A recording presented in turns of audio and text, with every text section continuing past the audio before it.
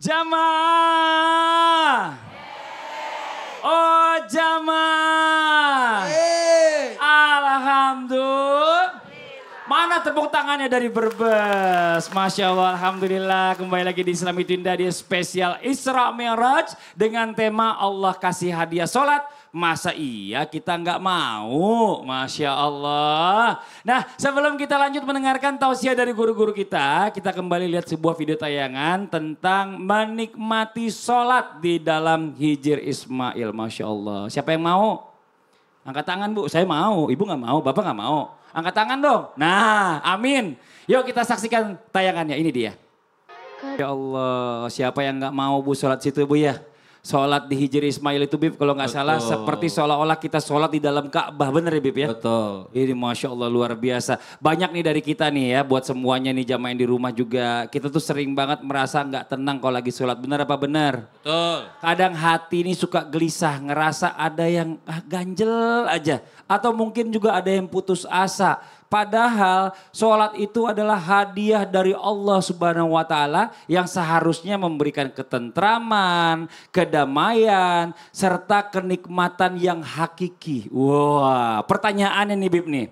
Kenikmatan yang hakiki dalam sholat itu seperti apa sih Bib? Mohon izin penjelasannya. Tepuk tangan buat guru kita Habib Muhammad Syahab. Baik. Masya Allah, sholat itu sebenarnya bikin ketenangan buat kita. Tapi tergantung bagaimana tata cara kita sholat. Sholat itu ada syurut, bukan cuman hanya tahu ruku, sujud, naik turun seperti itu. Ada cerita daripada Sayyidina Imam Ali Zainal Abidin. Sayyidina Imam Ali Zainal Abidin ini cucunya baginda Nabi besar Muhammad Sallallahu alaihi wasallam. Beliau itu lihat setiap habis berwudu isfarra wajhu. Beliau itu setiap habis berwudu berubah pucat mukanya. Habis berwudu berubah lagi pucat, menguning mukanya. Sahabat-sahabat beliau bertanya, "Wahai Imam, kenapa engkau ini kalau diperhatikan setiap habis berwudu pucat dan bergetar. Habis berwudu pucat dan bergetar." Maka beliau mengatakan, apakah kalian tidak sadar habis berwudu ini aku akan menghadap siapa? Artinya menghadap kepada Allah Subhanahu. Nah kita permasalahan istisyar. Merasakan itunya itu sangat kurang. Hanya terkadang kita jadikan beban atau hanya sebatas sudah. Yang penting menggugurkan kewajiban saja. Tidak ada kerinduan. Sahabat-sahabat Nabi itu kalau diceritakan kalau lagi sholat itu kadang-kadang ada burung yang hinggap di kepalanya. Kenapa? Seakan-akan burung itu menganggap mereka itu hajar. Menganggap mereka itu batu. Tidak ada geraknya. Tidak ada, kalau kita kan sholat. Kadang-kadang gak galuk, garuk. Atau gak gatel, garuk. Kenapa? Tidak ada istisyar betul-betul menghadap kepada Allah. Diceritakan lagi Nabi Sallallahu Alaihi Wasallam lagi bareng sama istri beliau di satu ranjang, satu kasur. Adzan berkumandang. Maka Nabi masuk birkah, masuk tempat berwudu. Sayyidatuna Aisyah mengatakan Nabi kalau sudah masuk sholat seakan-akan aku tidak mengenal beliau, beliau tidak mengenal aku, seakan-akan asing. Kenapa? Sudah masuk hadir kepada Allah Subhanahu wa Ta'ala. Nah kita ini bisa atau tidak? Bisa kalau mau belajar. Masalahnya kita tidak mau berusaha untuk khusyuk. Ya sudah begitu terus sholatnya. Tapi tadi kita merinding tuh. Sayyidina Ali bisa habis wudu terus dia gemeter, pucat. Itu kita gak pernah ya begitu pikirnya ya. Sangat karena mau menghadap Allah, benar juga ini Masya Allah. Mau menghadap kepada Allah Subhanahu wa Ta'ala. Aduh Habib makasih banyak penjelasannya. Tepuk tangan buat guru kita Habib Muhammad Syahab. Jamaah. Yeay. Ada yang udah datang nih sebelah saya. Ada dong. Berarti saya mau nanya. Dia mau nanya. Kalau gitu kita masuk dulu ke segmennya. Ustadz bertanya. Kami menjawab. Yang mana yang mau ditanya Ustadz? Saya sudah pilih. Ini Bapak. Cocok sekali ditanya. Iya. Silakan berdiri. Perkenalkan dirinya Ibu. Assalamualaikum warahmatullahi wabarakatuh. Waalaikumsalam. Nama saya Ibu Rofiah Ibu Rofiah. dari Majelis Taklim Al-Hikmah Sawojajar Wanasari Brebes. Tepuk tangan buat Ibu Rofiah. Bu, Ya, ada hubungan apa Ibu sama Raffi Ahmad? saudara jauh. Saudara jauh. Tapi dekatnya karena Islam, Karena sama Islam. Islam. Tapi saya Saudara tanya Islam. Bu, Nah. Ibu pernah kasih hadiah nggak orang sama orang? Lah, ada-ada aja ini Pak Ustadz. Kalau aku ngasih hadiah ke orang-orang, nah keperluan aku aja masih banyak. Ah. Buat ini, buat itu. Apalagi kalau yang ngasihnya itu ke orang yang ekonominya lebih di atas daripada saya. Oh, Mas. Kan mubazir Pak Ustadz. Ojo kayak kie Ustaz. Opoi. Apa? Orang lebih kaya masa kasih hadiah. Kan memberi Iya. itu tidak mesti uang Bu. Oh. Perhatian, tenaga, pikiran, masukan, senyuman. Oh, kalau yang kayak gitu, sodako seperti itu sih, insya Allah Ya. saya bisa. Kepriben tuh Ustadz bilang dari tadi kalau kayak gitu. Pasti bisa dijawab. Ternyata sholat itu bagian daripada supaya kita tidak pelit. Oh, coba penjelasannya gimana? Ya, Bu Rofiah, makasih banyak ya. Mau ngucapin salam dulu, Bu. Ya, saya juga minta doanya dulu ini kepada Pak Ustadz, biar saya pribadi dan jamaah semuanya ini terhindar dari sifat pelit, kikir, korep. Korep. Seperti Korep. itu. Korep itu pelit, kikir banget. Tapi bagaimana caranya nih Pak Ustadz biar kita bisa mau dong. Ikuti sekarang. Iya. Assalamualaikum warahmatullahi wabarakatuh. Assalamualaikum warahmatullahi wabarakatuh. Waalaikumsalam warahmatullahi wabarakatuh. Ya, baik kepada semuanya, izin Habib dan Sasam. Salat merupakan hadiah untuk kita. Buat apa? Supaya sarana supaya kita tidak pelit. Karena ketahuilah, salat itu memberikan ketenangan. Tenang. Salat itu membuat kita sadar diri akan betapa banyak nikmat yang Allah berikan kepada kita. Dan sebenarnya salat itu ibadah paling lengkap. Semua ada di dalamnya. Bukankah kalau orang salat sama saja menyiapkan waktu. Makanya ibu-ibu yuk belajar dengan salat supaya tidak jadi orang pelit. Makanya sebelum salat. Mau nggak usus sholatnya? Mau? Mau. Sebelum sholat baca dulu surah Al-Ikhlas. Atau surah An-Nas. Supaya pada saat sholat tenang. Jadi tidak terburu. Ambil sambil ngobrol. Ayo. Antarai sholatmu dengan cara membaca surah Al-Ikhlas. Ibu. Saya mau nanya, dalam. Di dalam memang betul. Ibu di dalam. Kalau masih di luar tadi ibu bilang, ibu luar gitu. Iya.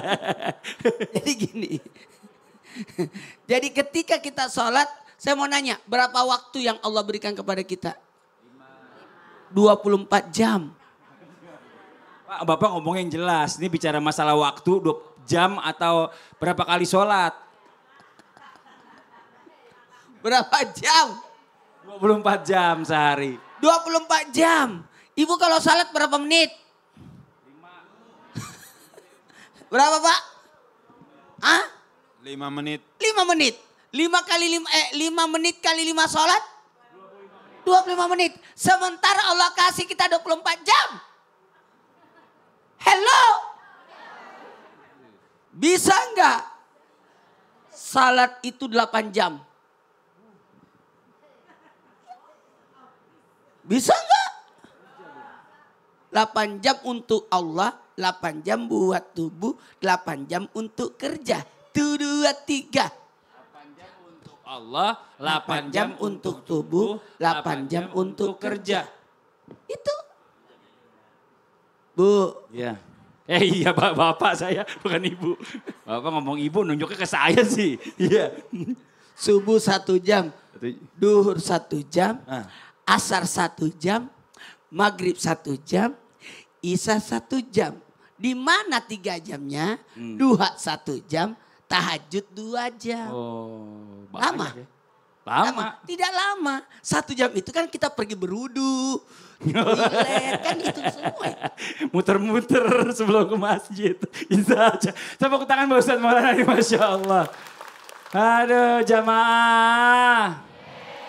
Sekarang gantian ya, kalau tadi Ustadz udah tanya, sekarang waktunya jamaah yang curhat sama guru-guru kita. Tapi sebelumnya kita masuk dulu ke segmen Curhat Dong Ustadz. Iya, kami curhat. Oke, yang mau curhat silakan angkat tangannya. Wah, coba yang cepat dulu bawa bapak. Saya mau bawa bapak hari ini. Coba boleh maju Pak. Ke depan Pak. Apa yang curhat? Iya nggak apa-apa. Ya Pas ini Pak, Allah. lagi Pak. Iya Allah. Assalamualaikum warahmatullahi wabarakatuh. Waalaikumsalam warahmatullahi wabarakatuh. Perkenalkan saya Bapak Januri dari Majelis Taklim Al-Hikmah Saujajar Wanasari Brebes Jawa Tengah. Tepuk tangan. Tuh, kalau bawa bapak alamatnya lengkap. Kalau ibu enggak. Majelis taklim doang. Mau curhat apa Pak? Pak Jainuri namanya? Januri. Januari. Januari. Oh Januari. Akhirnya bulan? Bulan Januari. Oh pas berarti bapaknya ngasih namanya. Oke. Januari. Mau nanya apa? Mau curhat apa nih? Mau curhat begini. Waktu itu bapak saya ya boleh katakan hidupnya itu di bawah ya rata-rata lah. Ya, maksudnya Itu belum nggak terlalu mapan lah ya intinya mapan. ya. Belum sempat korban itu. Oh kurban. Iya korban. Dan setelah ini udah meninggal lama. Dan apakah saya sebagai anaknya bisa Mengorbankan untuk niatnya untuk Bapak. orang tua? Oh gitu. Tapi pertanyaannya bapaknya bapak udah akikah belum? Belum. Belum juga? Belum pernah. Oh gitu. Nah coba gini kita tanya sama guru kita. Coba ada Habib Muhammad sama Ustaz Syam boleh maju ke depan. Nah ini bicara masalah kurban dulu. Ya kurban nih Bib nih. Bapaknya nih. Pak ngadep ke depan Pak. Masya Allah ya. Biar kelihatan bapak gantengnya nih Pak Januri. Iya. Jadi gini Bib. Bapak ini mau nanya. Karena bapaknya Pak Januri ini selama hidupnya ini belum pernah berkurban. Nah dia pengen berkurban buat bapaknya yang udah meninggal bisa nggak Bib? Baik, di dalam ilmu fikih itu dikatakan kalau masalah kurban apabila seorang yang meninggal dunia tersebut tidak berwasiat. Artinya tidak berwasiatkan kepada kalau saya meninggal dunia saya belum kurban. Tolong dia berwasiat agar dipotongkan hewan kurban. Apabila ini pendapat pertama nih. Apabila tidak berwasiat maka tidak sah kalau dipotongkan hewan kurban. Itu yang pertama. Pendapat pertama. Ya, kemudian dari pendapat juga dalam mazhab Imam Syafi'i itu diperbolehkan tatawu'an. Apabila seorang anak pengen sedekah di hari Idul Kurban dan ketika dia berkurban diniatkan buat orang tuanya sudah meninggal dunia tatawu'an maka untuk mendekatkan diri kepada Allah dan dihadiahkan pahalanya buat orang tuanya yang sudah meninggal dunia maka diperbolehkan. Walaupun nggak ada wasiat. Walaupun tidak punya wasiat. Jadi yang pertama harus dengan wasiat. Maka yang kedua boleh walaupun tidak ada wasiat seperti itu. Ya kita pakai pendapat yang kedua aja Pak ya. Boleh berarti Bapak? Boleh ya Pak? Boleh. Nah cuma ada pertanyaan lagi tadi saya nih pengen tahu juga. Ini kan bicara masalah kurban ini kan sunnah ya. Nah nggak tahu nih kalau bicara masalah akikah nih Ustaz Syam. Mana lebih dahulu anaknya ini mengurbankan bapaknya almarhum atau mengakikahkan bapaknya? Bagaimana Ustaz Syam? Kembali lagi ke hukum yang pertama, sama-sama nunggu kalau ada wasiat saja. Ataupun ada kemampuan daripada anak tadi. Maka kalau yang pendapat pertama mengatakan mesti ada wasiat, pendapat yang kedua mengatakan boleh tanpa wasiat, kita ambil jalan tengahnya. Jalan tengahnya adalah kalau tidak ada wasiat sama sekali dan kalau anak ada kemampuan silahkan. Tapi jangan beribadah pakai nafsu. Kadangkala kan ada orang beribadah pakai nafsu, wah dia kurban untuk dirinya, dia kurban juga untuk orang tuanya. Padahal ada keperluan yang lain yang lebih mendesak dan lebih bermanfaat. Karena ada ulama mengatakan tidak sah. Berarti kita cari jalan tengahnya. Kita cari keperluan yang lain yang lebih wajib, yang lebih mungkin bermanfaat. Misal ada yang memang di antara kita masih hidup nih. Oh ya udah korban atas nama yang masih hidup aja. Toh yang sudah meninggal dunia tidak ada wasiat sebelumnya. Yang masih hidup inilah yang diwajibkan. Bukan hanya setahun sekali seumur hidup. Tapi setiap tahun ada kurbannya. Jadi ambil jalan tengahnya. Jangan beribadah pakai nafsu. Jangan selalu saya mau untuk orang tua saya ini segala macam. Karena beribadah itu mesti pakai ilmu. Masya Allah. Jadi kalau Pak Januri mau kurban atas nama Ustadz Maulana boleh karena masih ada. Hidup, iya. Masih ada Pak. Iya. Oke, makasih banyak Pak Januri curhatannya. Ini buat jamaah Islam itu yang ada di rumah jangan kemana-mana ya. Di spesial Isra Miraj ini kita akan lanjutkan lagi tema kita hari ini. Jadi tetap di Islam itu indah. Jamaah, oh jamaah, alhamdulillah.